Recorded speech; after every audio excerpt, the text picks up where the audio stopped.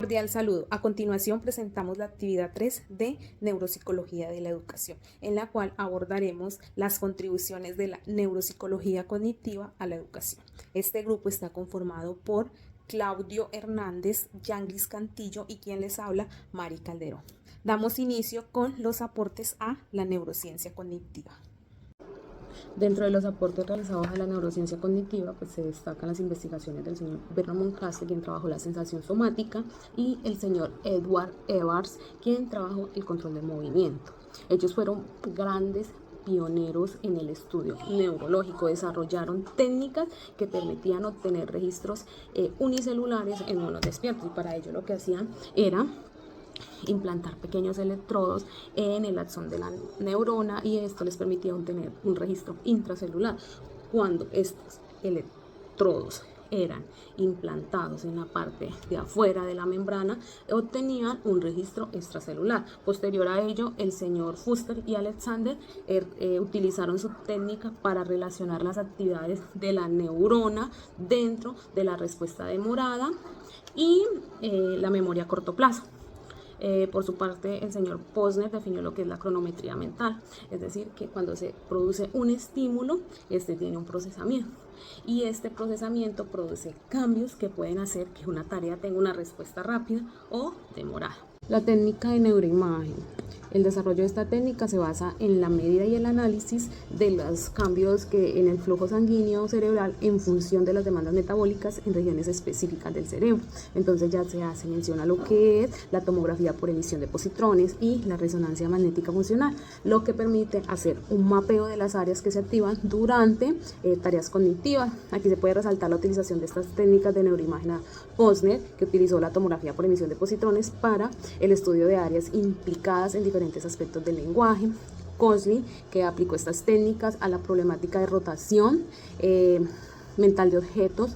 Agasániga, que realizó el estudio de pacientes con lesiones cerebrales, pacientes comisuturizados, y gracias a ello pues se establecieron los principios fundamentales de la neurociencia cognitiva.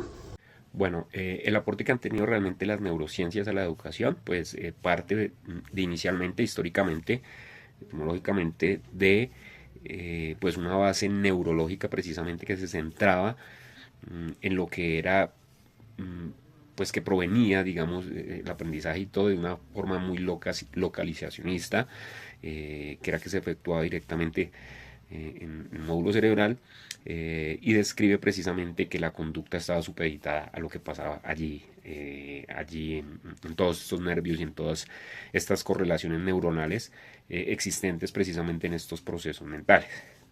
Y también asimismo pues hay una base cognitiva que es un poco más reciente, en donde se explicaba que era algo más holístico, que eran las funciones provenían de varias partes del cerebro no tan localizadas, y pues trataba de explicar precisamente cómo se proveía los procesos mentales, y que hacía énfasis precisamente esos procesos mentales en llegar a lo que desarrollaba o finalmente permitía verse en la conducta.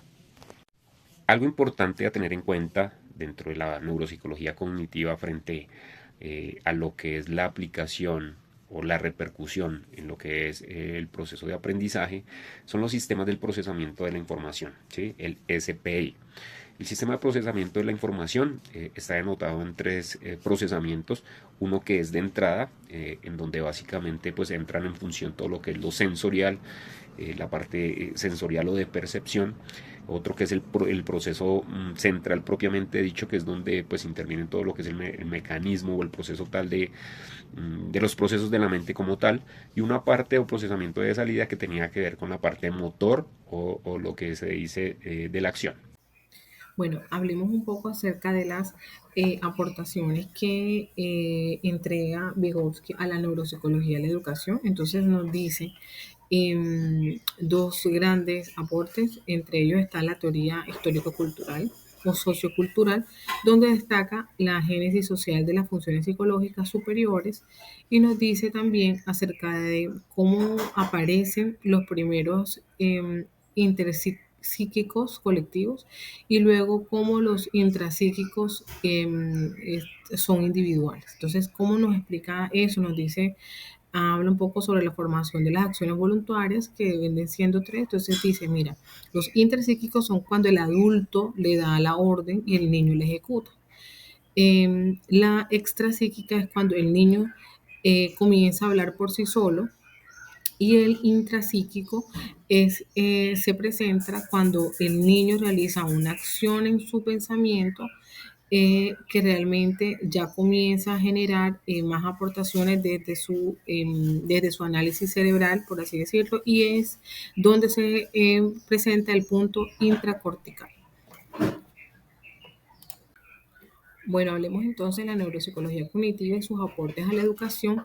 Es importante recordar que el impacto en la educación de estos avances fue realmente significativa, precisamente cuando empezaron a realizar diagnósticos mucho más precisos para poder establecer unas estrategias de intervención educativa. Es así como entra en vigor el modelo de modularidad de mente de Fodor en 1983 y nos dice que hay un procesamiento de entrada, es decir, que hay un análisis perceptivo de la información que llega al cerebro, hay un procesamiento central, que es el almacenamiento o representación del reconocimiento de la información, y finalmente un procesamiento de salida, que es aquel que nos genera una conducta, es decir, cuando ya la persona ejecuta o establece una acción de acuerdo al pensamiento o un pensamiento que ya genera a raíz de esos dos procesos anteriores. El desarrollo de estrategias didácticas basadas en tecnologías digitales y la mejora cualitativa y cuantitativa de la información de los estudiantes es parte de lo que permitió este tipo de aportes.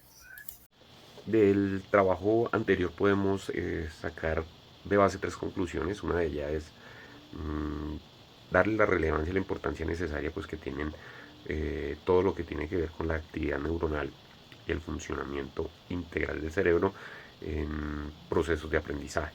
Una segunda conclusión sería pues todo este avance que ha representado el estudio de la neuropsicología, lo cual permite, entre otras, abarcar las capacidades cognitivas y las funciones ejecutivas primordiales, así como el proceso de la información en lo que tiene que ver con la educación.